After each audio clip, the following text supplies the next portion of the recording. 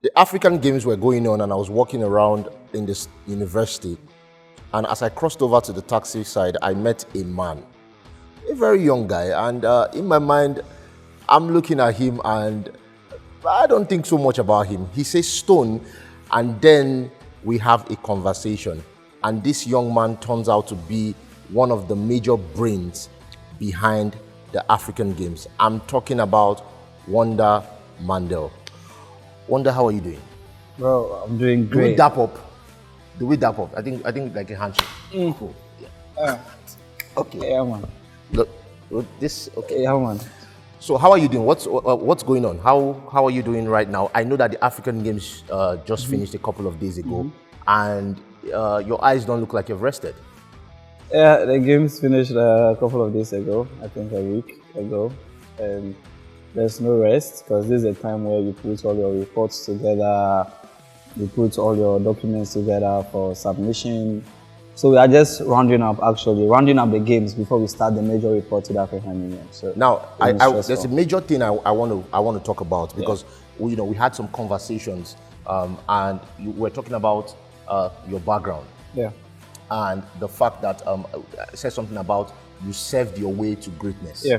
And I mean, you still have other plans ahead of you and all this kind of stuff. But Sure. where you are right now, Yeah. I just want to give a short story of how you literally, because people will say, "Oh, this 27-year-old. I mean, he knows a big man or this. He his parents are this or that." How did you get to this point? Just a synopsis of where you were and how you got to this point. Okay, so it all started from an advice. I would say it's an advice my mom gave me, like when I was a kid, and the advice was, I'll say it's an early thing. It's called yes sir, me wamo. Yes sir doesn't kill, right? So Yes sir doesn't kill. doesn't kill. Okay, Right. it's wonderful. So when I got to UG, I got to Legon. Let's count the backstory. And I got to Legon, level 100. And the first lecturer that came was Dr. Emmanuel Owusu Ansah. He is a legend in Ghana sports. He has done a lot of Ghana sports, served all the rank to the African Union, to the Commonwealth Advisory Board of Sport, to the UN Advisory Board of Sport. And built a university too. Built a university called Winneba Sports College, and he's the founder of the Winneba Sports College. And he introduced the sports management program to the University of Ghana. And we were the first batch. And apparently, I came to class one day, and it was not in class, the first class actually. And then my colleagues were sitting there. I didn't know anybody, so as usual, the boy from the streets of Medina.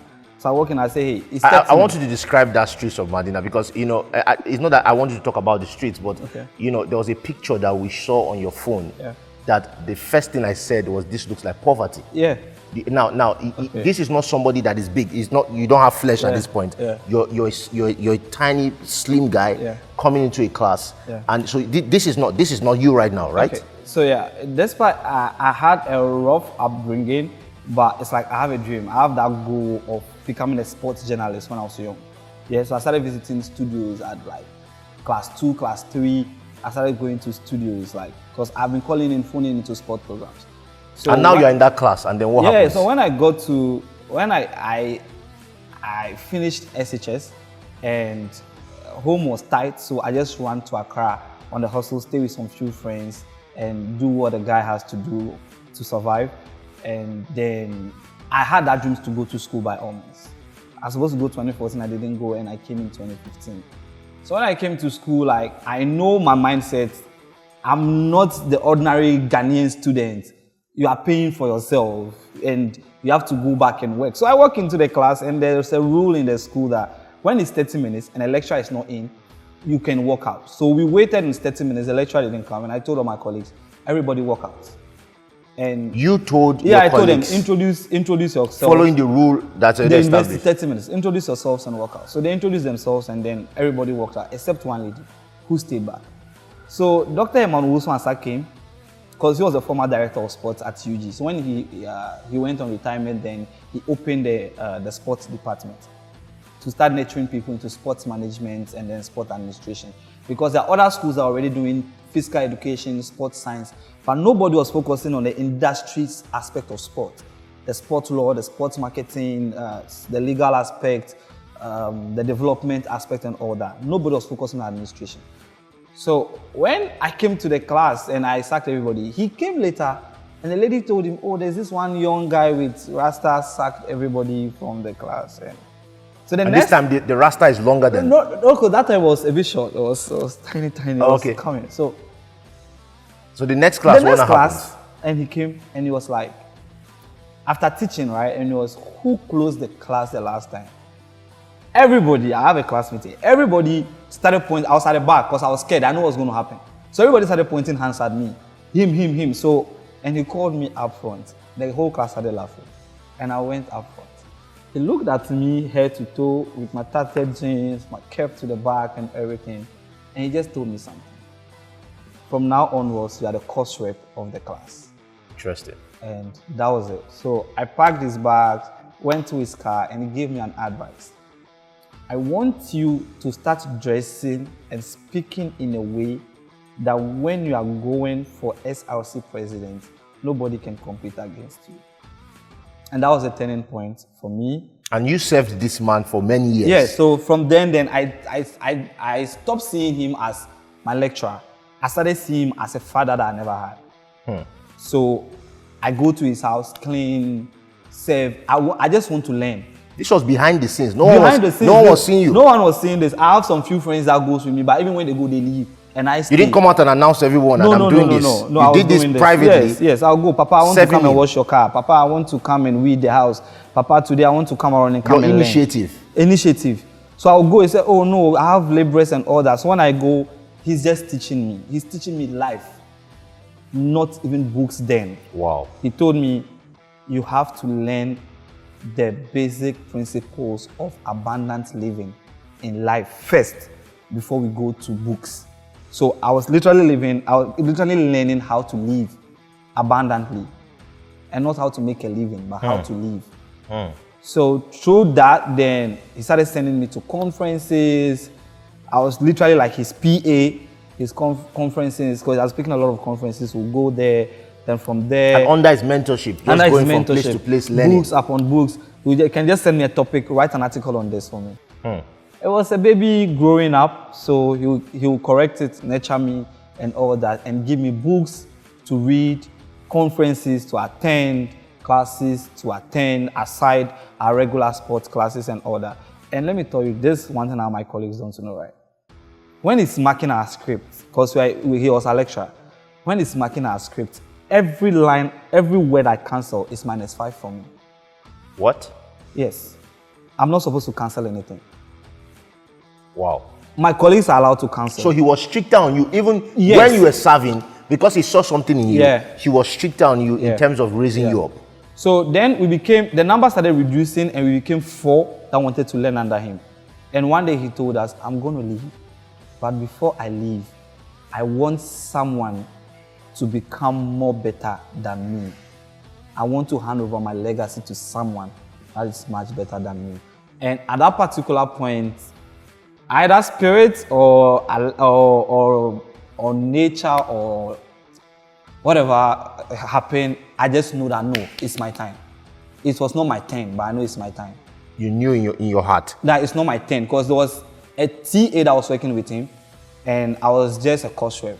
And I became the president of the department in level 300. And I just knew that, no, this is my time. So he had a project that he was doing that was letting our indigenous games get into the Olympics.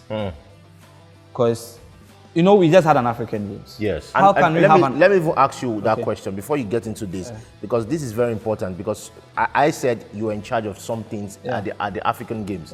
But then someone will now look at it and say, what was he actually in charge of? So what were you in charge of at the African Games before you get into this indigenous thing, because it's very important? Okay, so at the African Games, I started as an assistant IT officer. Assistant IT officer. IT officer, where I was providing content for the website and managing information, emails. So you didn't start at the top. You started from somewhere. From ground. I started as a research assistant to him. Then he went to bid for the games in 2018. Then IT person. Then now moved to an assistant IT officer. And funny enough, I didn't even apply. Okay. Not and he didn't even get me the position, right? So this is how I entered the LOC. It's a very interesting story, and I want people to know this. The advice he gave me 2015, that I want you to dress in a way that when you are going to an SRC president, nobody can stand against you, stood. Please mention the name of the person. The Dr. advice... Emmanuel Owusu-Ansah. Very important. Go ahead, please. So you can't come to his office at the ministry wearing just normal shirts. You have to be in suit. No, I want to look at something, because when I see what happened at the African Games, there were a lot of, like, there was a little bit of bombs here and there, and then there were some great things that happened. And we're talking about some things behind the scenes and all that stuff like that. But what I want to go into is this. There were days that you were awake till like 3, 4 a.m. Of the next day, trying to get the schedule and some other things sorted out. Now, I want you to go into details of just a little bit of understanding the planning and the way the schedule was you were able to adapt the schedule and still provide us a great African Games. Okay. Just give us a little bit of that. All right, so getting to the beginning of the games, like 6 months to the beginning of the games, then I was communicating with 54 member states, head of delegation. That's the chef de missions. Okay. I was the one communicating with them, sending them emails, daily updates on the games, our preparations and everything. And I was still... You had moved up this time from the No, IT? I've moved up from the assistant IT officer into sport research and information management officer. So you're the one reaching out to all those people? All these people, sending them all the information that they need, and then at the same time communicating with 29 confederations. Confederations are the people representing the sport. Okay. Right. So I was communicating with these 29 confederations. That's person in charge of badminton, in charge of arm wrestling, in charge of table tennis, and all that. Their heads and everything through UCSA. So that I started working with all the stakeholders at that particular moment. So you are working with the countries and you are working with the federations? With the confederations. At the same time? At the same time. Within 6 months? Yes, because the countries need the information from the confederations to prepare their team. They need the quota, they need the qualification status, they need the rules and regulations. And you are still writing, you are still working on the book for So these are the times I was preparing the manual for the games. The manual? Yeah. So I've done like 4 or 5 manuals. The competition guide that contains all the rules and regulations of the competition. And you did that? Yeah, from scratch. From scratch? Yeah, from scratch. Very important that we know that he did that from scratch. From scratch, yeah. And then, and this competition guide, you receive most of the information. And alongside you are doing that from scratch, you're talking to the confederation, and then you're talking to the country together. Yes, because it's like the information are not forthcoming, but you need to go and research and get them, and at the same time wait to get the correct information from the confederations, so that you can update, so that the teams can know that, oh, if I'm bringing 8 athletes to participate in athletics, I'm supposed to bring only 1 official. So if you are bringing 2, you pay more. So, and you have to know, before you can participate in arm wrestling, we have rules and regulations. You have to be a wild card, you have to participate. So there are rules for all the confederations that you have to keep this up here. So I was having all this up here, and anytime a head of delegation call, you have to deliver the information. So through this, then, at that particular moment, I was like the point of call to anything technical at the LOC. So getting to the main meetings, like the TCAG, Technical Committee of the African Game meetings, the 4th one, and the 2nd Chef de Mission meetings, then the executive chairman, Dr. Kwaku Hosasari, said, I want you to take charge and support my godfather, because that time he was a bit under the weather. He was not feeling too well, so everything technical. We wish him well. Yeah, everything is now getting better. Everything technical was now coming to me. So now you are no more in charge. You are not just here. You are now I'm actually filling his big shoes at that particular moment. And he told, as a 27-year-old, and he told the minister, I've trained someone to become like me. So if I'm not there, he can do it. And I always go to him in case of any challenge I face on the road, and he'll guide me, do it this way and do it that way. So when that presentation was supposed to happen, everybody was like, who is this guy?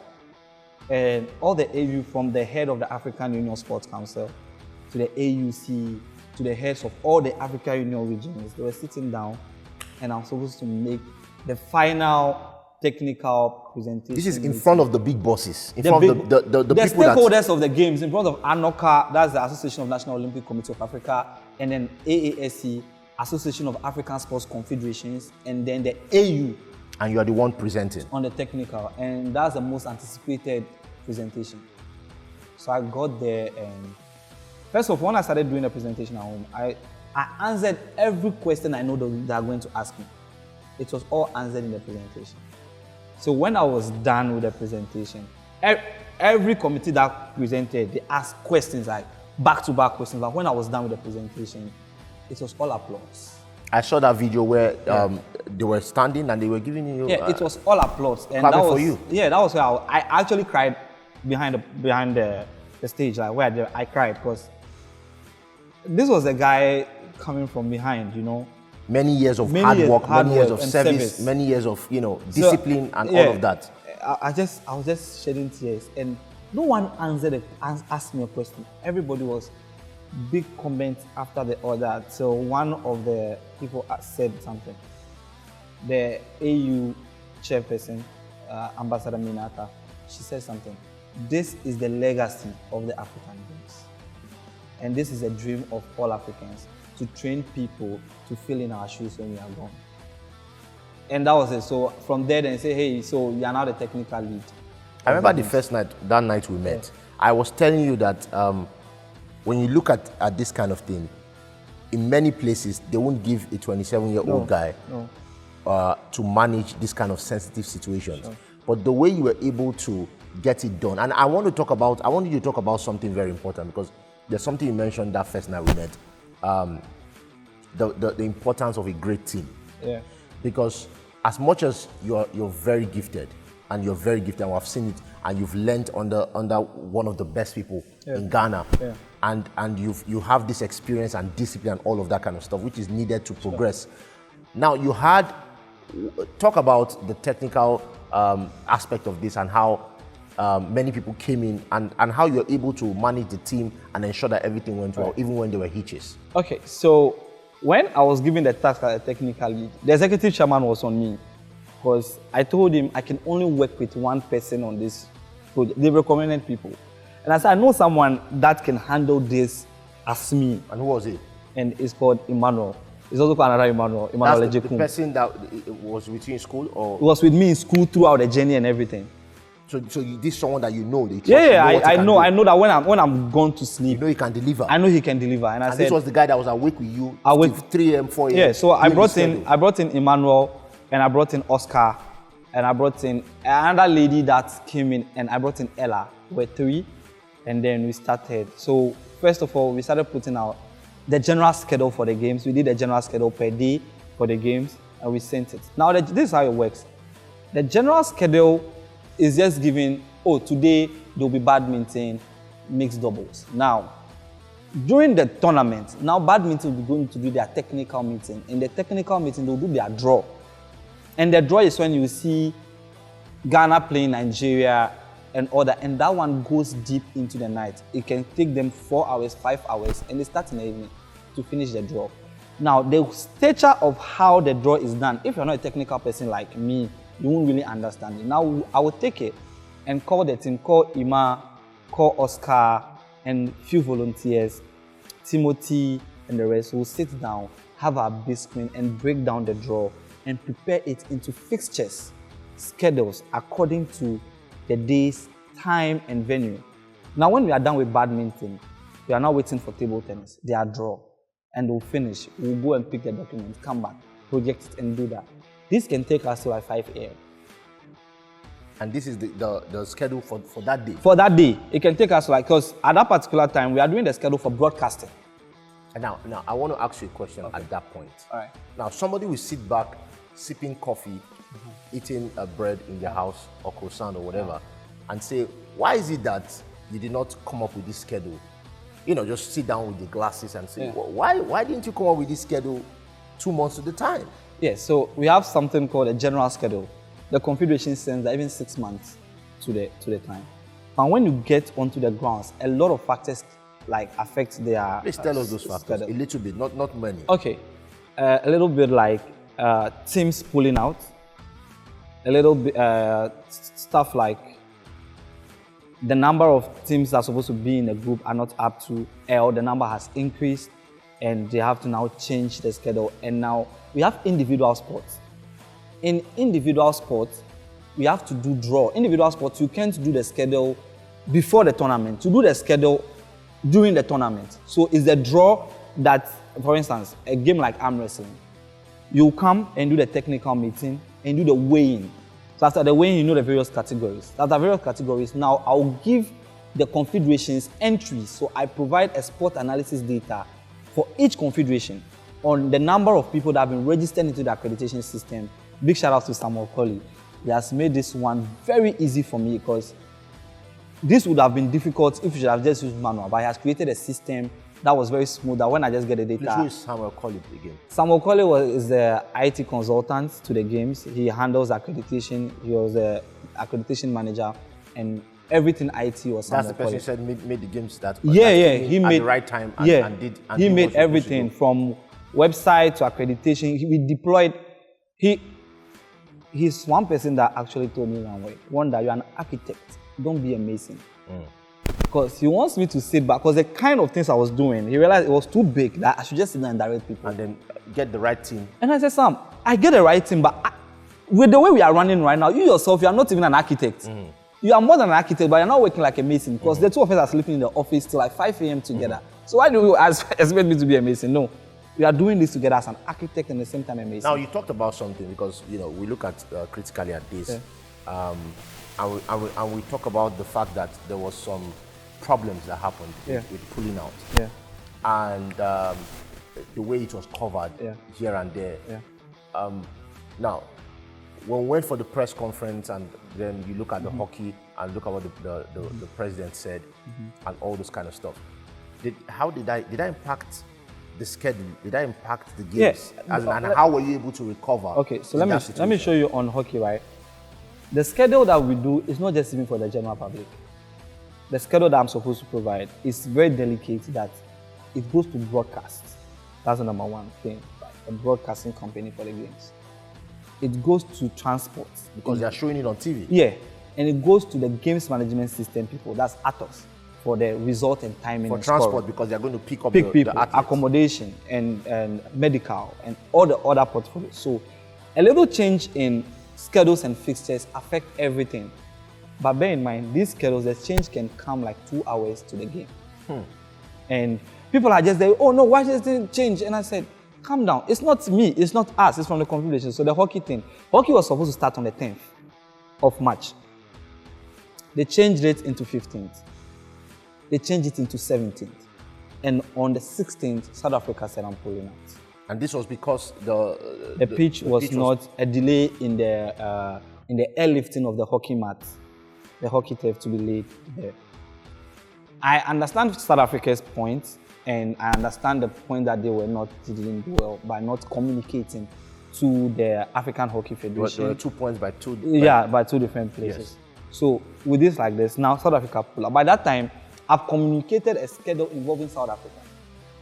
To already to all the portfolios, all the medical, stakeholders, everywhere. Everybody. Yeah, and so now you have to pull back. So call the hockey competition director. Oh, say this is what's happening. What's going on? Then he'll tell you, oh wait, you are doing a new schedule. And they have a way to do their schedule. So now when they send you that schedule, and I'll call Emmanuel, call the team. Now we now transfer it into Excel, make it very consumable for everybody to digest and everybody should work with. So even the hockey thing, I think the change came in like 16th midnight, around 2 a.m. Then they put it on their platform because I'm on all of them their platform, the confederation. This after the normal work you have done during the day. Yeah, during the now day. You have to deal with this. Yeah, and mostly our work starts around midnight. While we are sleeping. While you guys are sleeping. And during the day, it's calls upon calls upon calls from these chef de missions because like I'm their point of call. During the day, it's call upon call upon call. So in the midnight when we do the real work, that's when we compile the schedules, we compile the fixtures, we compile the results from the previous day for ATOS. Compile the medal table, the medal standing. So I have a team on the ground that send me the fixtures, the fixtures and then the scoring. So as the game is going on, somebody is sending you live results, then I have to now chase the confederation to get a final result signed by them. And this is what we approve and be placed on the website. And you did all this, and still, like, with the challenges that happened, Yeah. you still were able to get the hockey thing sorted out. Yeah. The schedule was Yeah. out, and then Everything. we had a smooth A competition. smooth. And you did this midnight. Midnight till morning, and we have to be in the office by 7. Let me ask you a question. These games, Yeah. what do you think the impact is on African people? You know, just maybe one or two. For the first time, I've seen African coming together like on that bigger stage. For the first time, right? And the unity. The team of the games was experiencing the African game. I was not just like participating like as just a random person. I engaged the head of these delegations, and you can see the pride of bringing their team and how they come to our office and they want to fight for just an athlete to participate. There was an issue with Somalia. Let me tell you two things, because you have to talk about this issue with Somalia. But two things. First of all, I ate egg and pepper and the Ghanaian stuff. And I ate one because I was like, this can't be sweet. I ate one. Ended up eating over 4. Yeah, the Ghanaian starter is 3. And then I was like, the woman was like, oh, no, don't worry. It's 3 CD, but I'll do 2 for 4 CD. For 5 CD. Yeah. I'm like, okay, give me 2. Let's go. Boom, blah, blah. I'm going at this thing like this, and I'm like, and then I check my pocket, and I'm like, bro, you have not changed CDs, bro. So I'm like, and I leave. Because the food is good. Yeah. And then I eat wache too and all those kind of stuff. So you get to experience the Ghanaian thing. And I spoke to some athletes too. And I spoke to some coaches and all those kind of things. And they said that they love the food and they love the place they were staying and all those kind of, because I really wanted to find out from them what was going on. So you really put up a great environment for them. Yeah. So what happened with Somalia? So for instance, Somalia, there was an issue with Somalia, yeah? They just had one athlete, and that athlete came in a day to his competition. And when he got to the airport, they were calling me, please, their CDM didn't come, the chef de mission didn't, the head of education didn't. So the man was calling me, please, my guy is at the airport, he needs to run, he has to run. I said, competition has started. The guy's race is on like 21st, and he's coming on 20th. And he said, I should do everything possible for this guy to compete. So I called Protocol. Protocol went to pick the guy. They brought the guy. There was no registration of Somalia in the system. I called Sam, please create a system for Somalia right now. We created a system for Somalia.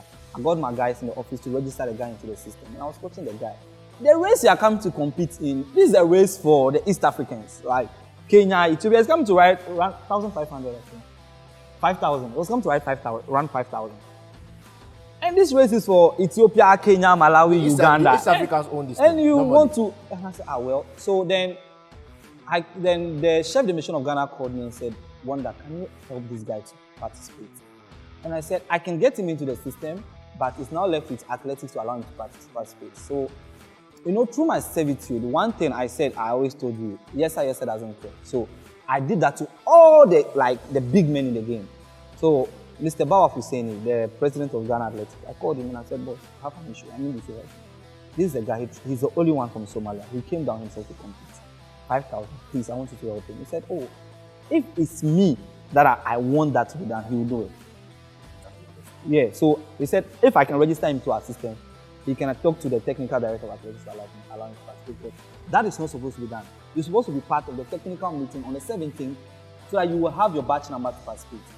And the guy was not there. So 5,000 meters, I registered and we sent him, and then guess what? The guy competed. Did he win? That's silver. He got silver. Just imagine this guy being in from the one training with the Ghanaian weather. He got silver. One day? Yeah, one day. He got silver.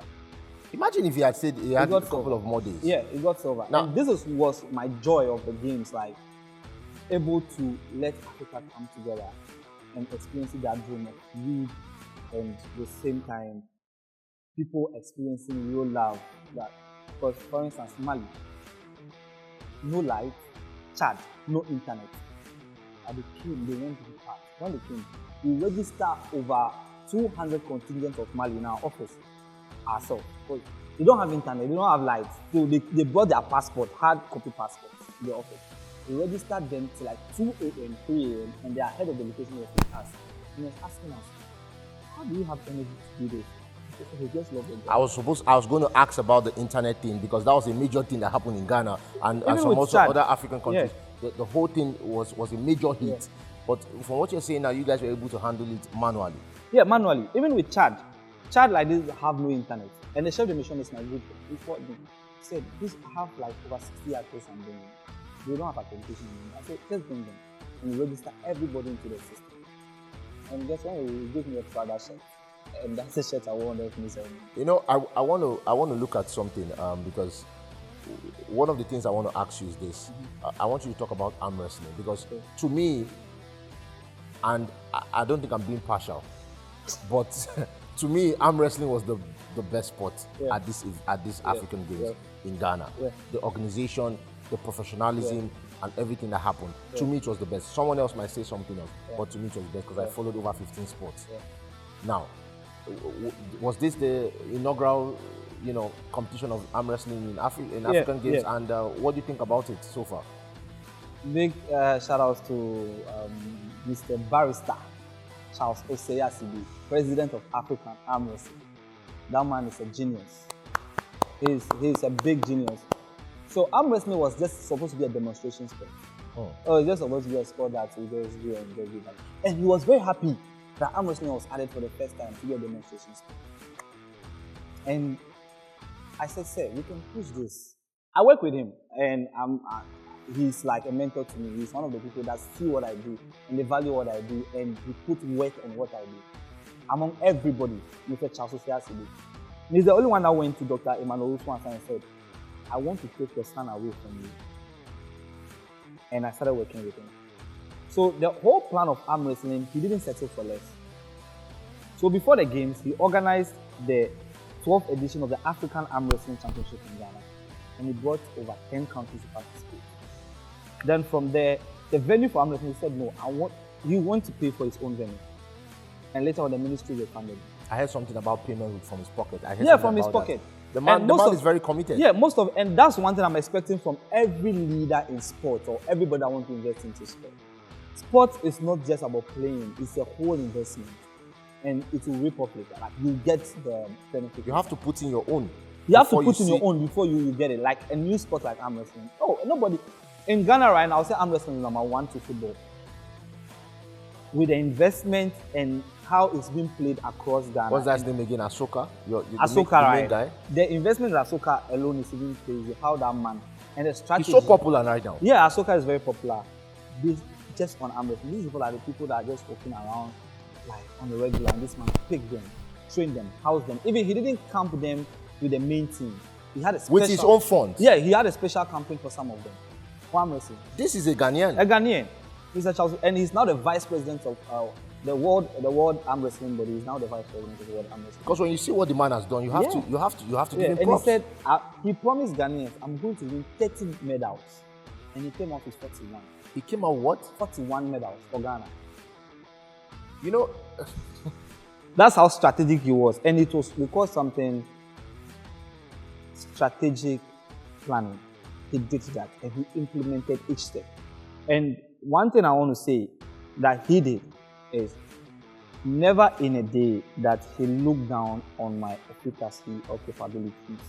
He will always call me, Papa, I want to do this. What's the next step? What should we do? Because he knows I have the spirit of Dr. Emmanuel Usman. That's very important. So he'll call me and said, and I said, let's go do this. Let's do this way. Let's do that. Let's do that way. To the point that we even had a fight. And I said, hey, you are not going to allow any country leave Ghana without a medal. So all the countries that can participate in I saw the participation medal that they were giving. all of them won a medal. Everybody won a medal. So that they go back and remember it. Then that arm wrestling is going. Yeah. And just wait. I'm giving you a few years. Arm wrestling is the next big thing. Not in Ghana, in the world. I agree. And I'm inviting you. So we talk about the opening ceremony and the closing ceremony because when I look at the opening ceremony, I see Shatta Wale coming out and the brother is on another level. Yeah. I mean, he comes out like this, and with the Ghanaian and the Ghanaian fans, they are screaming, and they are, once they start singing, everywhere just goes crazy. Yeah. And then you look at the closing ceremony, and then look at everything that happened. That's one of the best opening and closing ceremony we have seen in Africa in any sport. Yeah. Talk about that, please.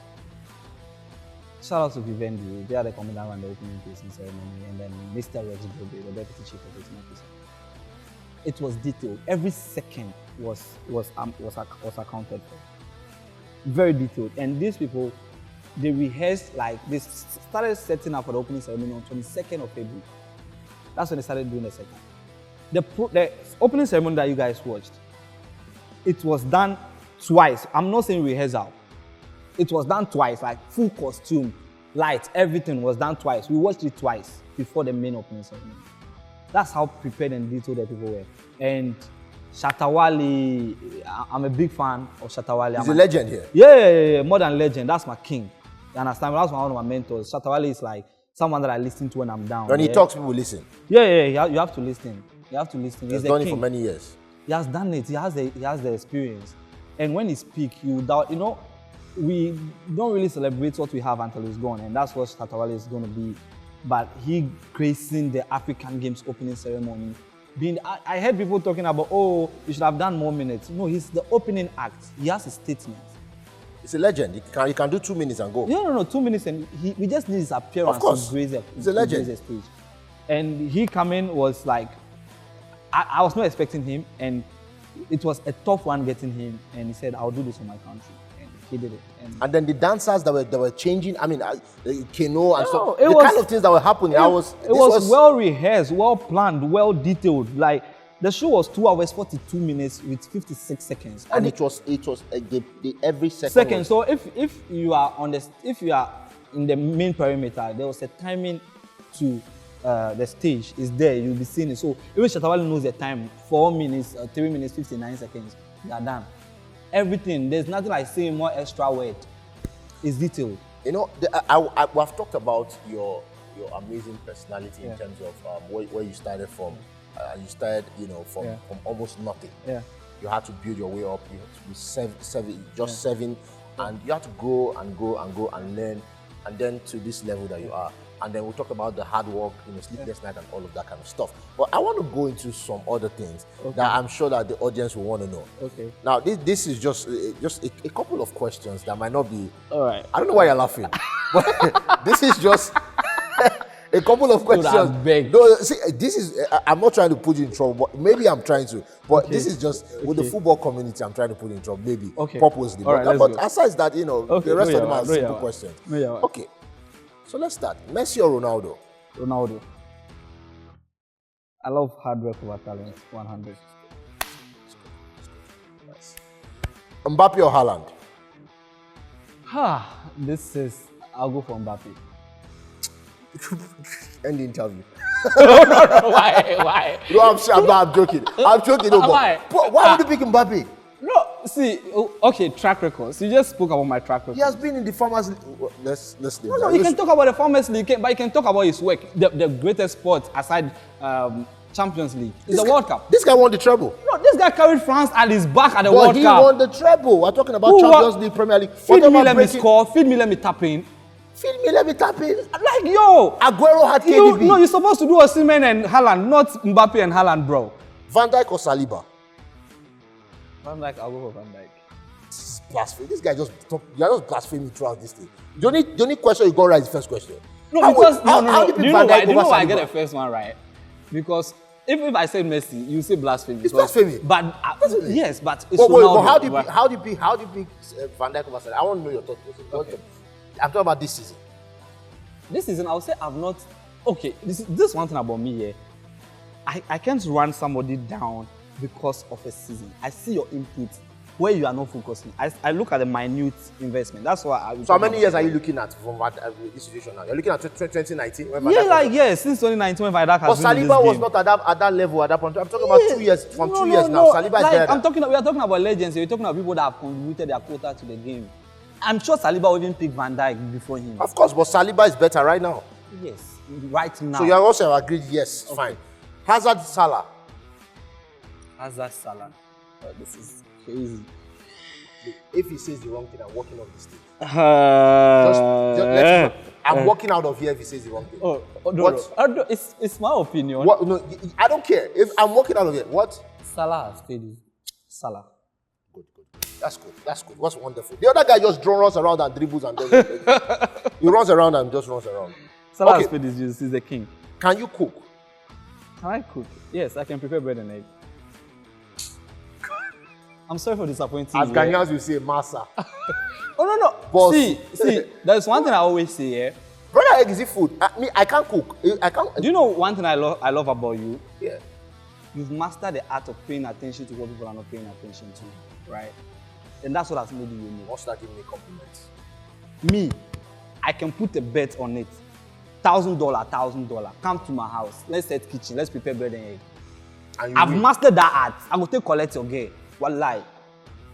You know what?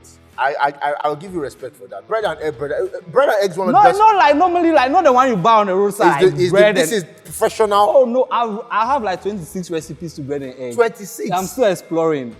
You can't beat me in breakfast in bed. Forget about it. Not to myself, not to anyone else. If someone comes to Ghana, where's the first place that you want us to visit and say this is Ghana? The first place. Or give me 3 places that says this is Ghana. This is Ghana. Like when you go here, this is it. First I place. I think we have 1 minute in this interview right now. Yeah. First place we come to Ghana.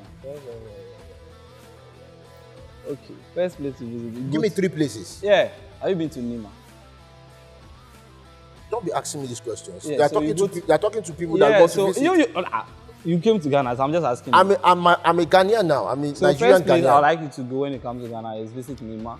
Number 1. The streets of Nima and feel the love there, the real love, real genuine love from Nima. Real people. Yeah, real people, real streets. Number 2. Number 2. Give me a fancy place. Give me somewhere fancy. Okay, fancy place. Okay, beach. I would say La Boma Beach. La Boma Beach Resort. That's very nice. That's where they play the beach volley. Yeah, that be where Burna Boy come. You see if you go there, you sit for there, yeah. You go feel the sea, where the sea and then the sky they meet. That where God is. Literally see God there, yeah, man. So that where KK Rasta to talk Blacko. You say if you are going to a lot, just go and sit there. Just go there. Sit at La Boma Beach, right? Just take some calm yourself and then just be calm. Just give me one more. And then one more, the place that I love so much, that I love to be always, is the Kwame Nkrumah Museum. Oh, that's wonderful. Royal Park. Like, you know what? I just want to ask one more thing and then we'll move on. Right. What's your best Ghanaian food? Buffalo. Okay, you're going to give me that. I'm very weird, yeah. I'm not throwing anything. You're going to give me that because the entire audience right now, they are pissed at you. It looks like nobody's happy with you. No, I love weird stuff. I don't know why people... But okay, nobody seems to be happy with you. The thing is, the kind of work we do, we know the fish sit down, say we chop fufu or something. Yeah, but nobody's happy with you. Charlie, no, tell me say you know go take buffalo. I feel like after this interview, you have to defend yourself among you. Anybody where they like buffalo to the fan hog, that person will be Ghanaian. Buffalo then super yogurt, don't play. You won't play. You know what? I feel like you're on the street. I feel like we need to end the interview now so that the fight can start. It was nice meeting you, bro. Yeah, nice meeting you. Yeah, Charlie. And from what we have seen, this was first of all, this is one of the best African games we've ever seen. Yeah. And this also was very organized, and there were too many hitches, stuff that you could not control, stuff that the internet going off, and so many other things that happened. But they were able to manage it well and make it one of the best African games we have seen. And we're looking forward to more things. I said the arm wrestling. Yeah, World Championship coming in Ghana. In August. Yeah, very soon. They're not celebrated it, but there's one thing I just want to say to Ghanaians and make an emphatic statement that African games bring back the love for football. Please talk. I know we have no time, but you have to talk about that thing you said behind the scenes. How Ghanaians embraced the finals and at the Accra Stadium, and how it brought Ghanaians together. For the last time we experienced that crowd at Accra Sports Stadium was 2008, Ghana versus Cameroon. African Cup of Nations. No space. Yes. Oh, there was space, but this time, this is under 20. Under 20. Uganda, under 20. Ghana, Uganda. Black satellites. And I walked in the VVIP looking for a place to sit. It was choked. I told my guys, let's go to a popular stand. I want to enjoy this game. And we're there. People can just start the wave and everybody starts. People can just start saying heat, everybody starts. Over 40,000 capacity filled up for Ghana in Ghana. Do you know who did that? The LOC. Big thanks to Samuel Kole, because we sent over 5 million messages to Ghanaians. Come and watch, it's free. but people didn't know this. It was behind the scenes. Over 5 million. Million text messages to phones. He did that. I said, Sam, we can't sell ticket too. We need to make sure that people come free. Let them come. This is their sport. Let them come and have it. And Bukom was filled to the park for boxing. Athletics, I don't want to talk about it. You've been there. That was a very viral moment. Crazy. And that shows that Ghanaians still have love for the sport. And big ups to all black people and the Ghanaians that support. Very important. LOC. This thing is saying is very important, and I really appreciate Ghanaians. I've been in Ghana for a while, and Ghanaians are some of the friendliest, best people that you see on earth, and that's the truth. I'm very, very blunt. If it was not so, I would tell you that it's not so. But Ghanaians are some of the best people that you see on earth. And the African Games, the most viral moment, of course, came from Stoneavenuee. Where I was shouting at Ghanaians after defeating them at the 4x1 or so. And after we finished shouting and recording the video, we still shook hands and took pictures and everything was still good. I want to ask you a question. Yeah. You see the team here? Yeah. Them go Stoneavenuee. I don't care. Ghana Jollof or Nigerian Jollof? Nigerian Jollof, 100%. I ate Ghanaian Jollof, it's not good. Okay. Wait. Nigerian Jollof is better than Ghanaian Jollof, 100%. By far. There's no competition. Stone. When it comes, I'm telling you the truth. Okay, CD or Naira? What? CD or Naira? See, this is easy to spend. I don't like holding it. Any small thing that's gone, bro. I don't see. It's better for me to hold no CD because I'm scared of not scared. I don't want to hold the currency. Like once it's 200 and you spend 10, that money is gone.